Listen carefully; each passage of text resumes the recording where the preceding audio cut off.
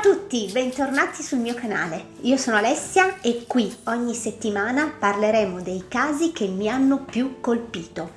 Questi casi saranno legati al paranormale, alla cronaca nera o comunque tutti quei casi in cui si accompagna del mistero. Non voglio dilungarmi molto perché voglio partire subito con il caso di oggi, che è un caso molto famoso, purtroppo tristemente famoso, un caso che ho seguito regolarmente negli anni, sperando in una risoluzione positiva, ma purtroppo non è ancora così. Allora amici, innanzitutto vi chiedo scusa per questa voce terribile, qualche giorno che l'influenza non mi vuole proprio abbandonare, però ci tenevo tanto a registrare questo video oggi perché appunto, come vi dicevo prima, questo è un caso che seguo da tantissimi anni e ve lo volevo raccontare un po' a modo mio e darvi poi anche le mie impressioni vere, quello che penso veramente su questo caso.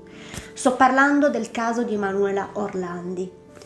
Sono passati quasi 40 anni dalla scomparsa di Emanuela e il papà Ercole, commesso della prefettura della Casa Pontificia, che purtroppo morirà nel 2004, nelle ultime parole dirà una cosa veramente sconvolgente.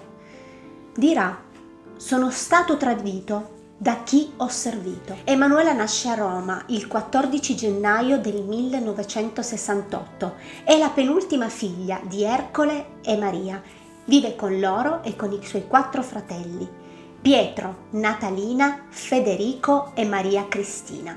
Aveva terminato da poco il secondo anno del liceo scientifico e all'Accademia Musicale frequentava i corsi di musica di pianoforte, flauto traverso, canto corale e solfeggio. Emanuela ha una particolarità rispetto a tutte le ragazze della sua età. Lei è cittadina vaticana. Vive all'interno di quelle mura una realtà ben diversa da molti altri ragazzi, perché insieme alle famiglie che abitano lì dentro, lei gioca con i figli appunto dei dipendenti, perché sono quasi tutti dipendenti del Vaticano, quindi abituata a giocare con i loro figli, passeggiare per i giardini vaticani. Si sentono tutti molto protetti da queste mura e da questo cancello che tutte le sere a mezzanotte chiude. La fede di questa famiglia, della famiglia di Emanuela, è stata sempre incrollabile, fino a quando purtroppo Emanuela sparirà per sempre quella serata del 1983. Ma entriamo nella storia, a tutta la cronaca, quella che ci è stata raccontata fino ad oggi per quasi 40 anni. Siamo a Roma, è il 22 giugno del 1983, è un'estate caldissima, forse la più calda che sia stata registrata. La radio dice che si potrà arrivare a toccare punte di calore di quasi 37 gradi. Emanuela si avvia alla scuola di musica, ma ne entrerà in ritardo perché verrà fermata da un uomo con una BMW verde che gli proporrà un lavoro come presentatrice dei prodotti Avon per una cifra all'epoca stratosferica, parliamo di 375.000 lire, tantissimo. Emanuela entra alla sua lezione di musica, ma quando la lezione finisce, invece di prendere l'autobus per ritornare a casa con le sue amiche, telefona alla sorella e le rivela questo fatto curioso che era avvenuto prima di entrare all'accademia. Le racconterà di questo sconosciuto che l'aveva avvicinata, l'aveva proprio fermata ed era a bordo di una BMW verde. Le parlerà di questo altissimo compenso che le aveva proposto. La sorella le dirà assolutamente di non accettare e di fare rientro a casa. Emanuela era abituata a fare quel tragitto tutti i giorni, da casa a scuola e da scuola all'accademia. Ma da quella sera Emanuela non la vedrà più nessuno, non farà più ritorno, nessuno avrà più traccia di lei. Successivamente l'Avon dichiarerà che loro non hanno nulla a che fare con questo caso, che loro impiegano solo personale femminile per contattare le ragazze per poter pubblicizzare i loro prodotti, ma erano venuti a conoscenza che un uomo adescava delle ragazze con lo stesso metodo con il quale era stata adescata Emanuela Orlandi. Le amiche di Emanuela, che quella sera dovevano prendere l'autobus insieme a lei, riveleranno che non sapranno nulla di quello che è capitato a Emanuela, che non hanno visto né sentito nulla di particolare. Qualcuno dice che Emanuela gli avrebbe detto che avrebbe preso l'autobus quello successivo, perché quello che era arrivato era troppo pieno. Ma purtroppo non fu così, e lo sappiamo. Ma c'è una persona a cui Emanuela ha rivelato qualcosa. È un'amica del cuore, una persona esterna al Vaticano. Questa persona, molto spaventata e scegliendo l'anonimato, solo poco tempo fa si è fatta coraggio e ha rivelato quello che Emanuela gli confidò la settimana prima di sparire. Arriva il giorno in cui decidono di incontrarsi. L'amica rivelerà che Emanuela era davvero molto preoccupata quel giorno. Lei la conosceva molto bene, quindi aveva intuito qual era lo stato d'animo di Emanuela, che gli rivelerà che durante uno dei suoi giri nei giardini vaticani, che come dicevamo all'inizio era d'abitudine fare, verrà infastidita da una persona molto vicina al Papa. E ricordiamo che a quel tempo il Papa in carica era Papa Wojtyla, quindi una persona molto vicina al Papa. Emanuela sa benissimo di chi sta parlando perché conosce tutti all'interno del Vaticano. L'amica dirà che non si ricorda se Emanuela gli avesse fatto proprio il nome di questa persona. Io non lo so se questo è vero o se è talmente impaurita da non volerlo fare questo nome. Questo ovviamente non possiamo saperlo. L'unica cosa certa è che questa persona dirà che le attenzioni di cui stiamo parlando non erano delle attenzioni innocenti, ma un vero e proprio approccio sessuale. Quando ho sentito questa notizia, ed è inutile dirvelo, i siti sono pieni di notizie su Emanuela Orlandi, ho visto la serie TV su Netflix Vatican Girls, la docuserie che vi sprono a guardare perché è veramente molto interessante. E mi sono posta delle domande, come penso chiunque abbia seguito questo caso. 1. Perché Emanuela decide di rivelare questa cosa così sconvolgente proprio a questa persona? E perché questa persona ha taciuto fino ad oggi? Allora, le risposte che mi sono data io sono un po' quelle che comunque ho visto più o meno ci accomunano un po' tutti su questo caso, è che questa persona, questa amica di Emanuela, era un'amica dell'infanzia, sì, ma era una persona esterna al Vaticano, non viveva in Vaticano. Forse per quello Emanuela si è sentita più sicura nel raccontare questo segreto ad una persona che era totalmente estranea ai fatti del Vaticano. E la seconda risposta è che questa persona, ovviamente molto terrorizzata da tutto questo evento mediatico, e comunque parliamone, cioè questo caso ha toccato argomenti dalla mafia alla pedofilia, cioè tante cose. La capisco da una parte questa persona, però sono molto ammirata per il coraggio che ha trovato di raccontarlo, anche se sono passati quasi 40 anni. Perché questa potrebbe essere davvero una svolta in questo caso. Ma torniamo alla sera della scomparsa. La famiglia, non vedendo rientrare Emanuela quella sera, va giustamente nel panico. Che cosa fanno? Vanno immediatamente a cercare di sporgere denuncia, vanno dalle forze dell'ordine.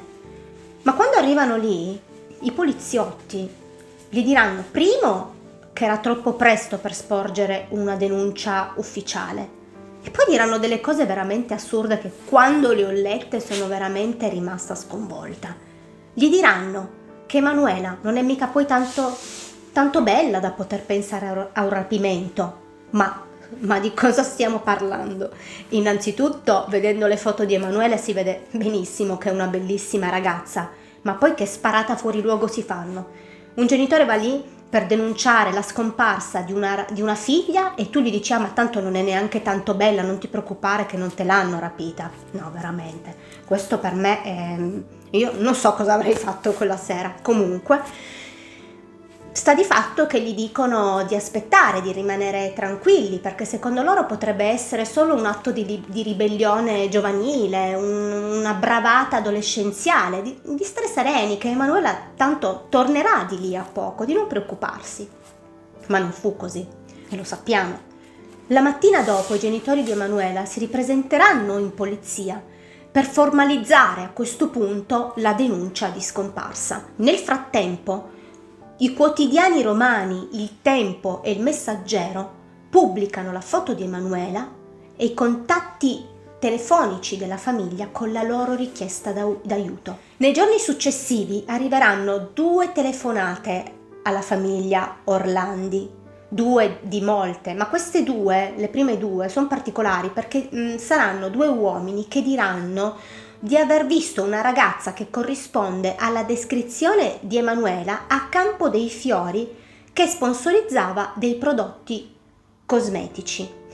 Ma nonostante queste segnalazioni non verrà seguita nessuna pista seria, perché tutti, tranne la famiglia di Emanuela, penseranno che sia allontanata di sua iniziativa, perché non c'è nessun motivo per pensare ad un rapimento. La domenica del 3 luglio del 1983 Giovanni Paolo II pronuncia per la prima volta il nome di Emanuela e si rivolge facendo un appello ai responsabili della sua scomparsa, ufficializzando quindi di fatto che stiamo parlando di un sequestro, e questa cosa viene fatta per la prima volta proprio dal Vaticano. Verranno susseguite nel tempo diverse piste, dal terrorismo internazionale alla mafia, alla pedofilia, ma il Vaticano non aprirà mai un'inchiesta sul caso Orlandi. Dopo le parole, nella sede della sala stampa del Vaticano, una sera arriva una telefonata e un uomo con un forte accento anglosassone e chiede che gli venga aperta una linea diretta con la segreteria del Vaticano. E rivelerà che Emanuela è stata rapita dai lupi grigi e che verrà rilasciata solo dopo la liberazione di Aliaj K., il terrorista che aveva attentato alla vita di Papa Wojtyla il 13 maggio del 1981 colpendolo gravemente all'addome.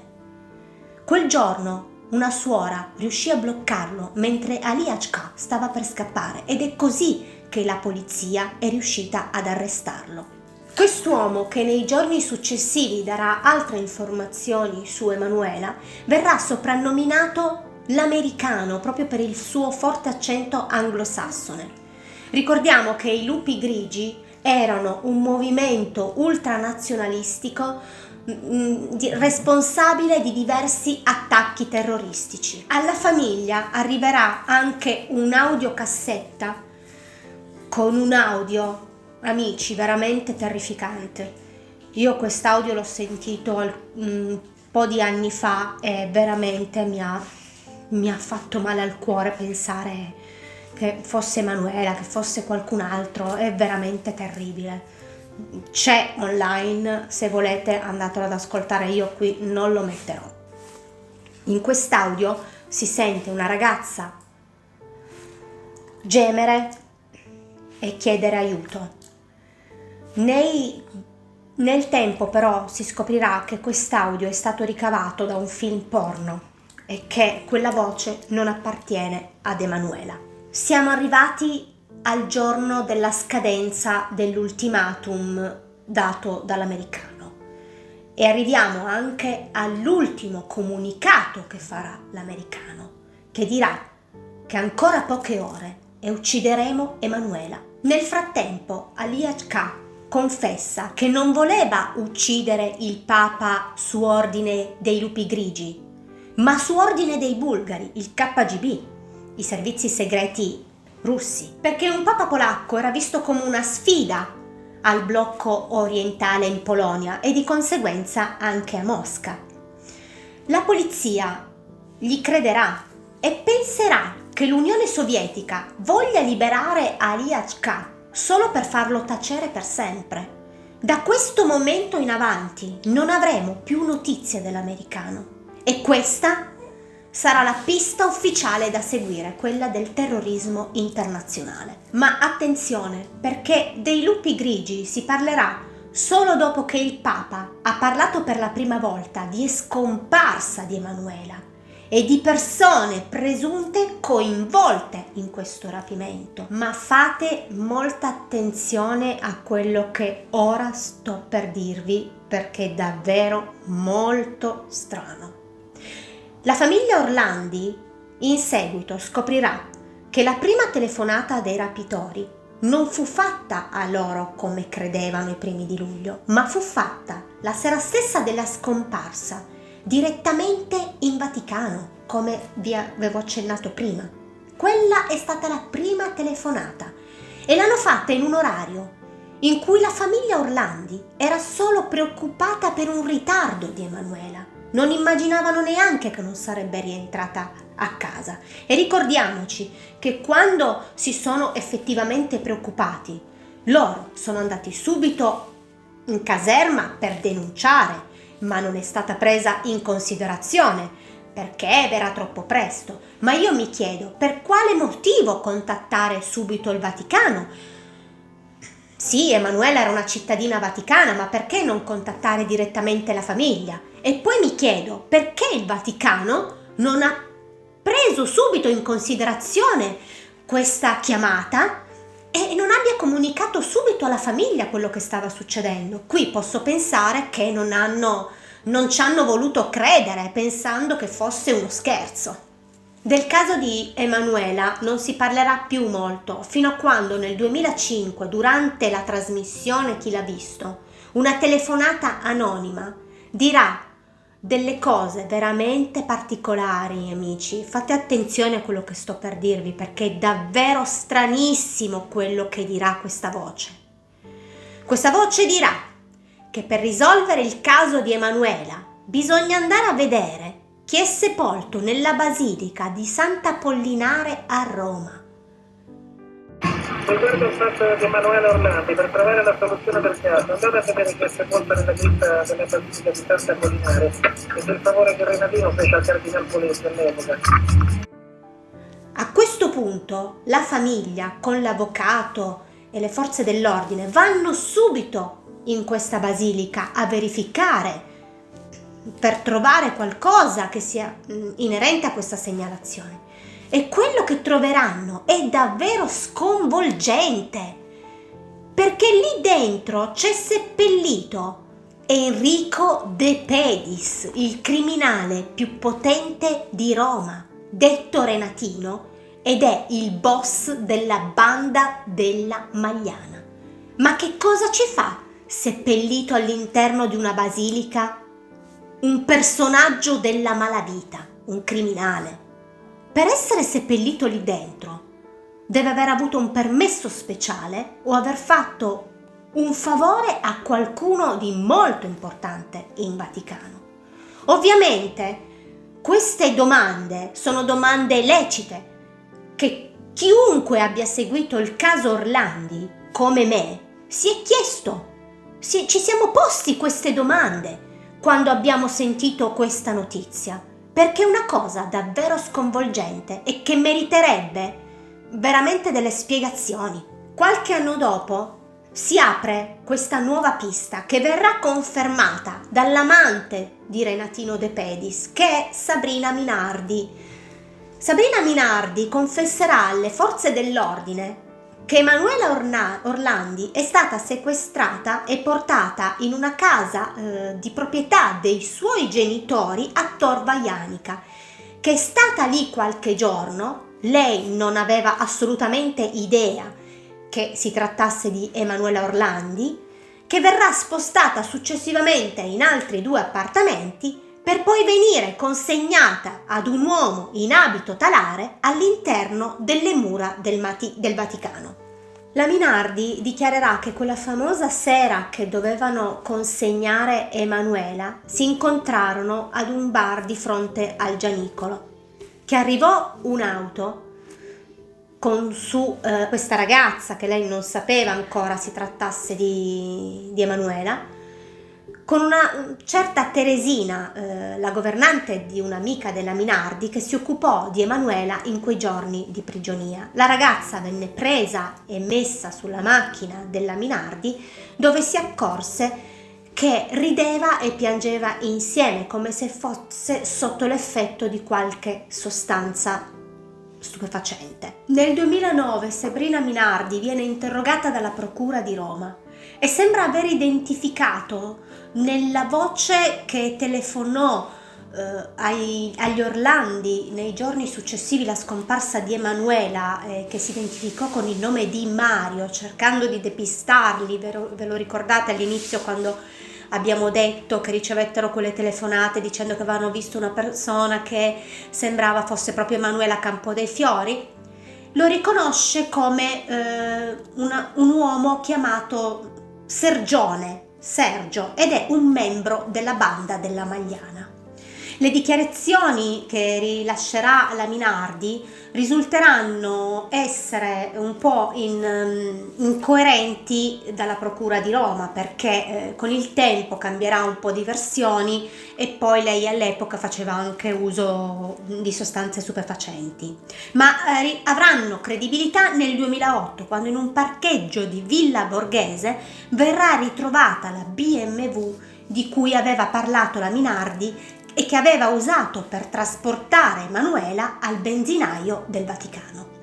I verbali della Minardi susciteranno da parte del Vaticano non poche proteste, soprattutto da parte di Federico Lombardi, che è il portavoce della sala stampa della Santa Sede, che dirà che tutto questo è veramente irrispettoso nei confronti della famiglia Orlandi e che ne ha oltretutto riacceso il dolore. Ma come mai la banda della Magliana è coinvolta nel rapimento di Emanuela Orlandi? Questa domanda credo che ce la siamo posti in milioni. Una spiegazione ce la dà un altro membro della banda della Magliana, Maurizio Abatino, che spiegherà che il motivo del rapimento è stato dovuto a del denaro, perché nelle casse del Vaticano, tramite il Banco Ambrosiano ed un giro di riciclaggio, arrivavano regolarmente dei soldi. Ma in quel periodo lì c'era stato un problema e di conseguenza questi soldi sono rimasti bloccati all'interno delle mura del Vaticano e questi soldi la mafia li rivoleva indietro. Si saprà successivamente che la sepoltura di Enrico De Pedis alla Basilica di Sant'Apollinare era stata voluta dal cardinale Ugo Poletti, l'allora presidente CEI. Ricordiamoci che in questo periodo il papa in carica era Papa Ratzinger. Quando successivamente si è ritirato dal suo papato, nel 2013 viene eletto un nuovo papa, Papa Francesco, che viene visto come un riformatore, un uomo che vuole trasparenza all'interno della Chiesa, una persona che ci fa ben sperare a questo punto. Dopo 2 settimane, Papa Francesco incontrerà la famiglia Orlandi.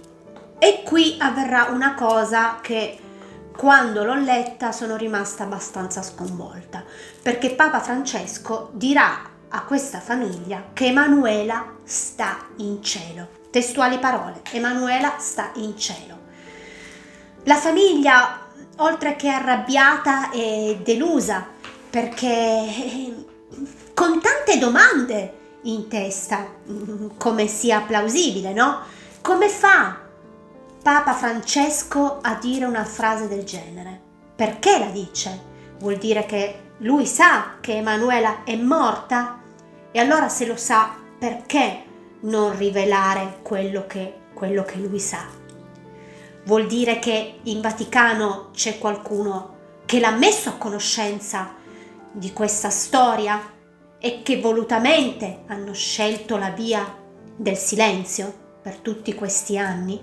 Oppure Papa Francesco ha voluto dare come una sorta di pace al dolore di questa famiglia, dicendogli in questo modo, era come dire potete piangere vostra figlia dopo 40 anni, dove non si è mai più saputo nulla, se non lo vedremo più avanti, delle piste false, un dolore che si riaccendeva ogni volta. Forse Papa Francesco ha voluto fare questo, dargli un po' di serenità dopo questa intricata vicenda. Non emergerà più nulla per un bel pezzo, fino a quando nel 2016 ci sarà lo scandalo Vatilix. Qui ci sarà un'enorme fuga di dati, di documenti segreti su corruzione e cattiva gestione finanziaria del Vaticano. Ma la cosa più sconvolgente è che salta fuori, non si sa da dove, un documento dove mette nero su bianco le relative spese sostenute dalla città del Vaticano per la cittadina Emanuela Orlandi. Nelle 5 pagine di questo dossier si susseguono cifre relative a rette, spese mediche, vitto, alloggio, trasferimenti dal Vaticano a Londra, e viene fuori che Emanuela ha vissuto proprio a Londra ed è stata ricoverata in un ostello della gioventù per ragazze di proprietà dei Padri Scalabrini, una congregazione religiosa cattolica molto vicina al Vaticano. Queste spese sono riferite agli anni che vanno dal 1983, quindi l'anno della sparizione di Emanuela, fino al 1997. Le ultime pagine di questo dossier parlano di disbrigo, pratiche finali e relativo trasferimento a Roma. Significa quindi quello che stiamo pensando, che Emanuela è morta e poi è stata trasferita a Roma e che quindi è stata seppellita proprio a casa sua, vicino alla sua famiglia, senza che loro ne sapessero nulla? È un interrogativo a cui non potremo dare una risposta, perché non ci sono testimonianze, non ci sono prove. Possiamo però immaginare che qualcuno lì dentro sappia qualcosa, forse quel prete che durante il giro ai Giardini Vaticani aveva avvicinato Emanuela e gli aveva dedicato quelle attenzioni così particolari. Nel 2010 il vicario di Roma dà il via all'ispezione della tomba di Enrico De Pedis. All'interno troveranno solamente la sua salma, che verrà analizzata e non verrà ritrovato nessun'altra traccia di DNA se non il suo. Successivamente, per volere della famiglia, verrà poi cremato. Il 10 febbraio del 2010 Pietro Orlandi incontrerà in un colloquio Ali Hk. Gli farà il nome del cardinale Battista Re come persona informata sui fatti, riferimento al caso di Emanuela, e gli dirà che secondo le sue informazioni Emanuela è viva e sta bene e che avrebbe vissuto in questi anni in delle megaville tra Francia e Svizzera e di stare tranquillo perché presto Emanuela farà ritorno a casa. Pietro Orlandi va subito a parlare con il cardinale di cui gli ha fatto il nome, Ali Hk.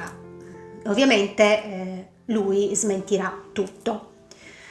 I giornali nel frattempo cercano di fare un identikit dell'americano, quello che aveva chiamato gli Orlandi e aveva parlato del sequestro di Emanuela, e riconoscono in lui il monsignore Paul Marcinkus, che era stato il presidente dell'Istituto per le opere di religione. Gli specialisti del SISD analizzano tutte le conversazioni che erano arrivate da parte di quest'uomo alla famiglia Orlandi. E qui abbiamo un totale di 34 conversazioni che loro ritengono altamente affidabili e oltretutto proprio dalla persona che aveva effettuato il sequestro. Ritengono che quest'uomo di cultura probabilmente anglosassone abbia una conoscenza approfondita della lingua italiana, ma anche di quella latina, superiore a quella italiana, e che fosse stata appresa successivamente. Una persona con un elevato livello culturale, con una ben conoscenza del mondo ecclesiastico del Vaticano e anche con con una conoscenza di diverse zone di Roma dove lui probabilmente aveva abitato. Il Vaticano ritiene false ed ingiuste queste accuse che vengono rivolte a Paul Marcinkus, anche perché il Monsignore è deceduto e di conseguenza non si potrà mai difendere. Il caso Emanuela Orlandi viene aperto per la prima volta dalla Gendarmeria della sede vaticana e non riaperto come qualcuno dice o ha scritto, perché la precedente inchiesta è stata condotta dalla magistratura italiana, che ha poi deciso di archiviarne il caso nel 2015. Il pubblico ministero del Papa fa sapere che viene aperto il caso per delle istanze che sono state presentate da Pietro Orlandi e il suo avvocato e grazie all'interessamento di Papa Francesco. Tutto questo a pochissimi giorni dalla morte di Papa Ratzinger. Le prove di cui sarebbe in possesso Pietro Orlandi sarebbero delle conversazioni WhatsApp tra due persone molto vicine a Papa Francesco, dove parlano chiaramente di documenti relativi ad Emanuela Orlandi. Stiamo parlando di conversazioni del 2014. Quando Emanuela scompare nel 1983, il cardinale Ratzinger era già accanto a Papa Wojtyla da 2 anni, perché ricordiamo che era il suo braccio destro, avevano un rapporto molto stretto e deve per forza aver seguito tutta la vicenda della scomparsa di Emanuela, per forza. Quindi di conseguenza è anche lecito domandarsi come mai quando poi Papa Ratzinger è stato eletto Papa non ha mai parlato del caso Orlandi, non l'ha mai voluta ricordare neanche durante l'Angelus, nemmeno su richiesta della famiglia. Almeno questo è quello che io ho sentito in alcune interviste di Pietro Orlandi, dove lui dichiara proprio questo silenzio da parte di Papa Ratzinger nei confronti di Emanuela. Nelle scorse ore padre Georg, che era il segretario di Papa Ratzinger, dichiara che non esiste in Vaticano alcun dossier riguardante il caso Orlandi, ma l'avvocato della famiglia fa sapere che proprio padre Georg aveva confermato l'esistenza di questo dossier e ne confermerà l'esistenza anche il maggiordomo di Papa Wojtyla. Un altro passaggio molto importante è che nel 2012 l'ex magistrato Capaldo, che si stava occupando del caso, viene contattato dal Vaticano chiedendo che la procura italiana si occupasse della rimozione della tomba di Enrico De Pedis, che secondo loro imbarazzava la Chiesa, e ne avevano tutte le ragioni, ovviamente. Il magistrato Capaldo chiede in cambio delle informazioni riguardanti il caso di Emanuela e loro gli dicono che gli faranno sapere. Lo contatteranno e successivamente gli diranno che esistono dei documenti e delle persone che potrebbero aiutarli in questo senso. Quindi, se questo è vero, vuol dire che loro sanno che cosa lì dentro qualcuno sa che cosa è successo ad Emanuela. Ovviamente tutto questo io l'ho preso da varie ricerche che ho fatto online, ma soprattutto sulle numerose interviste che ha rilasciato Pietro Orlandi anche di recente. In questo particolare evento interverrà il capo della Procura di Roma Pignatone.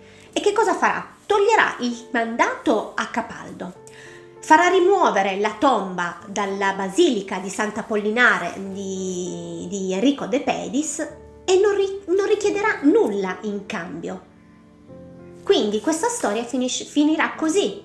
Oltretutto, lui stesso archivierà il caso di Emanuela nel 2015. Finito il suo mandato, Pignatone qualche anno dopo viene nominato poi presidente del Tribunale del Vaticano. Ascoltate molto bene quello che sto per dirvi, perché questo passaggio è interessante. Nel 2019 viene recapitata una lettera anonima all'avvocato della famiglia Orlandi che dice: cercate dove indica l'angelo, e insieme una foto di una lapide con un angelo sopra.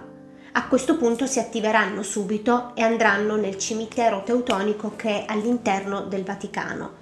Cercando riescono poi a trovare la stessa lapide che indicava la foto. Pensate che all'interno di questa lapide dovevano esserci seppellite 2 principesse, Sophie, che morì nel 1836, e Carlotta nel 1840. I nomi non riesco a pronunciarli, quindi li potrete trovare poi qui sopra. Quindi la aprono e la tomba risulterà vuota.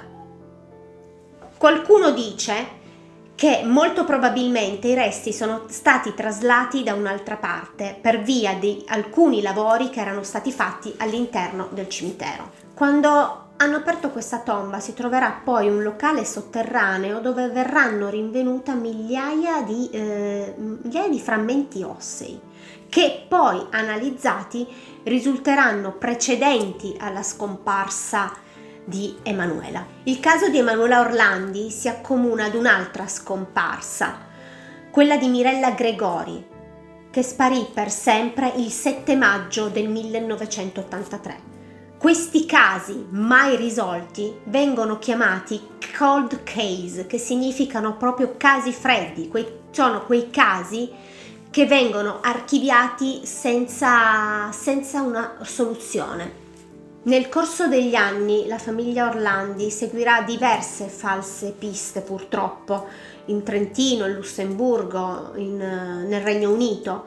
A detta di Pietro, il fratello di Emanuela, la più dolorosa è stata quella del Lussemburgo, quando sono stati chiamati dicendo che c'era una persona in un convento che poteva essere Emanuela, ma purtroppo al loro arrivo non sarà così, e questa cosa li farà soffrire davvero moltissimo. Emanuela Orlandi all'anagrafe vaticana risulta ancora cittadina vaticana vivente. Amici, siamo arrivati alla fine di questo viaggio per oggi. Io spero tanto di aver toccato tutti i punti, spero di non aver fatto degli errori. Se è stato così io mi scuso. Tutte le informazioni che ho trovato su questo caso, ve l'ho detto, sono state ricerche in rete, ma soprattutto le interviste. Ho seguito tantissime interviste fatte da Pietro Orlandi, anche fatte recentemente. E poi ho guardato anche la docuserie su Netflix Vatican Girl, che ripercorre tutte le tappe del caso di Emanuela Orlandi, portando nuova luce su argomenti sulla quale non è stato possibile indagare. Amici, io ammiro tantissimo quest'uomo per aver dedicato tutta la sua vita alla ricerca della verità, alla ricerca di sua sorella, e per il coraggio che ha dimostrato di avere, perché se andiamo a vedere e a ripercorrere ci sono situazioni e cose talmente grandi che a volte viene quasi paura, no, ad andarsi a mettere un po' contro, e io lo ammiro tantissimo per questo. Lui è convinto che Emanuela sia ancora viva, io glielo auguro veramente con tutto il cuore. Dice anche che il Vaticano non deve fare poi queste grandi indagini perché lì dentro c'è qualcuno che sa e che quindi deve solo fare una cosa, parlare. Io, come voi, come tutti, non posso essere sicura ovviamente di questo. Riportiamo i fatti che ci vengono raccontati e diamo una nostra verità, quello che pensiamo, però alla fine sono tutte ipotesi che possiamo fare, no?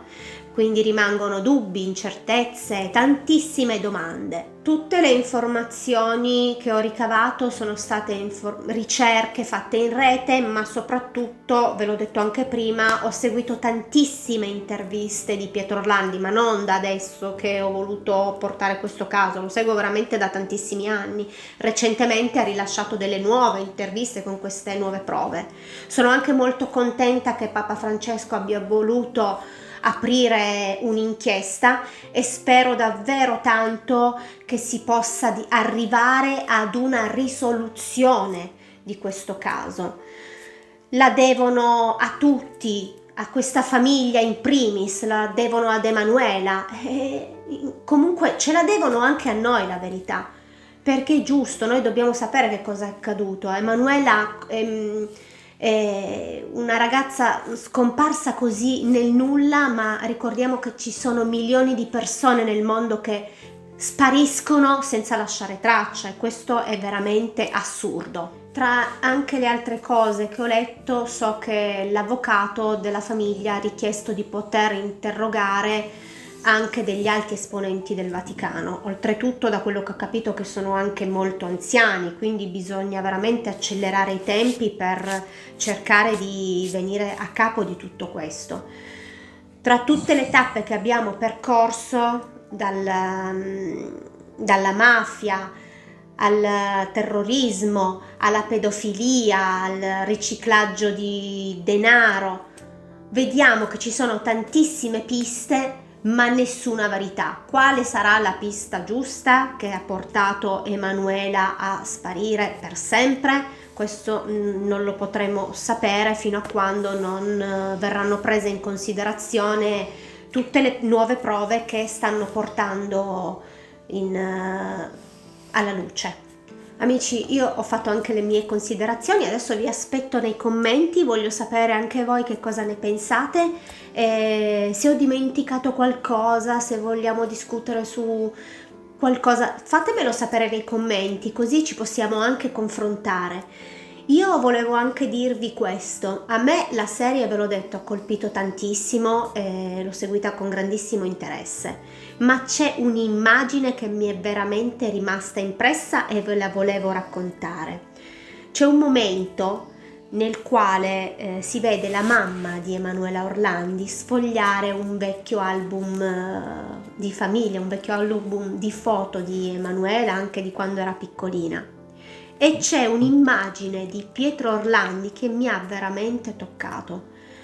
Guarda la mamma con uno sguardo veramente così pieno d'amore, ma anche di grande forza, e sembra quasi dirle: io te la riporterò in qualche modo. Amici, vi saluto, vi mando un bacio grande, ricordatevi di mettermi un like se questo video vi è piaciuto, iscrivetevi al canale e attivate la campanellina. Sono tante cose, lo so, ma fatelo perché a me fa piacere.